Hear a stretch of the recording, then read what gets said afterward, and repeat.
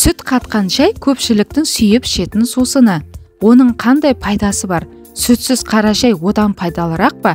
Сүт қосылған шай арықтауға кедергі ме? Осы сұрақтарға жауаптарды бірге іздейтін боламыз. Сондықтан видеоны міндетті түрде соңына дейін қараңыздар және менің каналыма тіркеліп қоюды ұмытпаңыздар.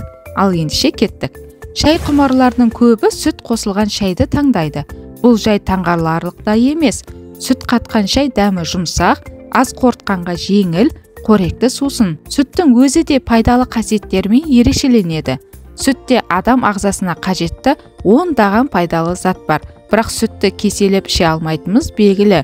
Бұл асқазанға ауыр, ал шайға қосылған сүт жеңіл қабылданып, пайдалы қасиеттерін толықтай бере алады. Дәрумендер, майлар, ақуыздар жиынтығы денсаулыққа өте пайдалы болады. Тіпті ол шай құрамындағы кофеин, алкалоидтардың жаман қасиеттерін баса алады. Шай мен сүттің қосындысы хош иісті, жұмсақ дәмді, пайдалы сусын береді. Сүт қатқан қара шай жүрек тамыр ауруларының алдын алады. Сүттің ең маңызды құрамдас бөлігі кальций, сүйек, шаш пен тырнақты берік қылады.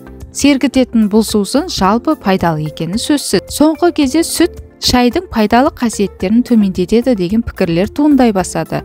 Зерттеулер көрсеткендей, сүт шайдың тек бірнеше қасиетін бәсеңдетеді. Ал оның қосып беретін пайдасы одан бірнеше есе көп. Күнделікті сүт пен шайдың 3-8 шынысын ішуге кеңес береді диетолог мамандар. Әрине сүттің ең майлы түрлерін таңдамаған дұрыс. Ал егер сіз арықтауды көздесеңіз, майлылығы аз сүт қосыңыз. Ал сіздер сүт қосылған шайды жақсы көресіздер ме, немесе қара шайды жақсы көресіздер ме? Комментарийге қалдырып кетіңіздер. Видео сіздерге ұнаған болса, лайк басып тіркеліп қойыңыздар. Ем болсын.